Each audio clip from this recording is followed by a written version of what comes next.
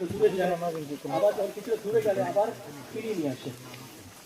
ঈশ্বর আমাদেরকেও তৈরি করেছেন। ঈশ্বর আমাদেরকে ওই নৌকোর মতন তৈরি করেছেন, যাতে আমরা এই পৃথিবীতে আমরা বসবাস করতে পারি আর তার গৌরব করতে পারি।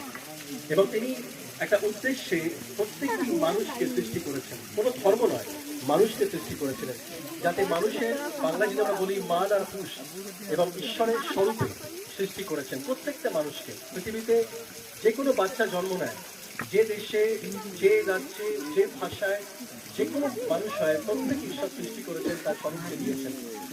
এবং মোহন প্রত্যেক দিনই, এই রবি ছেলেটি প্রত্যেক দিনই সেই নৌকোটা নিয়ে যেত স্কুল থেকে এসে, কখন তাড়াতাড়ি করে খেয়ে কখন যাবে ওই নৌকো দিয়ে খেলবে ওই নদীতে।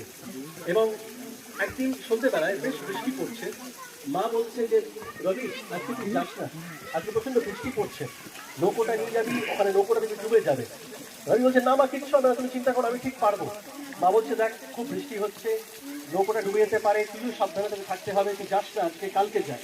তো রবি কোনো কিছু না শুনে ও কি করে, ও সেদিনকে বৃষ্টির মধ্যে নৌকোটা নিয়ে বেরিয়ে যায়, কারণ ও প্রত্যেক দিনের অভ্যেস হয়ে গেছে নৌকোটা নিয়ে ওর খেলা।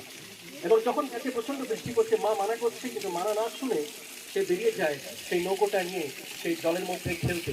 এবং যখন খেলতে গেছে, বেশ কিছু খেলছে, বৃষ্টিও পড়ছে, নৌকোটা দূরে যাচ্ছে, আবার কাছে নিয়ে আসছে, যেটুকু ঠাই আছে যাচ্ছে, আবার ফিরে আসছে।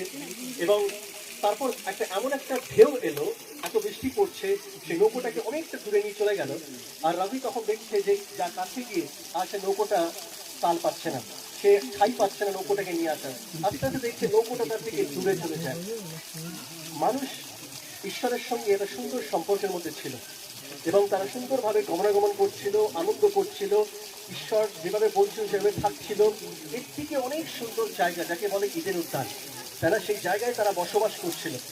কিন্তু ঈশ্বর বলেছিলেন যে তুমি সব কিছু করো, কিন্তু এই বৃক্ষের ফল তুমি খেও না। এটা নয় যে তিনি চান না আমরা যে বৃক্ষের ফল খাই, কিন্তু উনি আমাদেরকে পরীক্ষা করতে চেয়েছেন, আমাদের সেই স্বাধীনতা দিয়েছিলেন নির্ণয় নেওয়ার জন্য। আর এটা প্রত্যেক মানুষের জীবনে একটা স্বাধীন ডিসিশন নেওয়ার একটা জায়গা কিন্তু ঈশ্বর দিয়েছেন।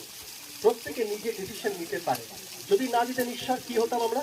আমরা রোবট হয়ে যেতাম, তাই না? তাহলে আমাদের কোনো স্বাধীন ব্যাপার ছিল না, থাকতো না। আমরা রোবট হয়ে যেতাম, মেশিন দ্বারা যে চালাতো আমরা মেশিন ধরে চলতাম। কিন্তু ঈশ্বর সেভাবে সৃষ্টি করেননি। তিনি যেমন ঠিক তেমনভাবে আমাদেরকে সৃষ্টি করেছিলেন। কিন্তু মানুষ বাধ্য না হয়ে কি করলো? প্রথম পুরুষ এবং নারী তারা অবাধ্য হলো, তারা ঈশ্বর মানা করলেন, সেটাই তারা করলেন, এবং সেই ফলটা খেলেন, এবং তারা ঈশ্বরের বিরুদ্ধাচরণ করলেন, যাকে পাপ বলে আখ্যায়িত করে বিভিন্ন শাস্ত্রে।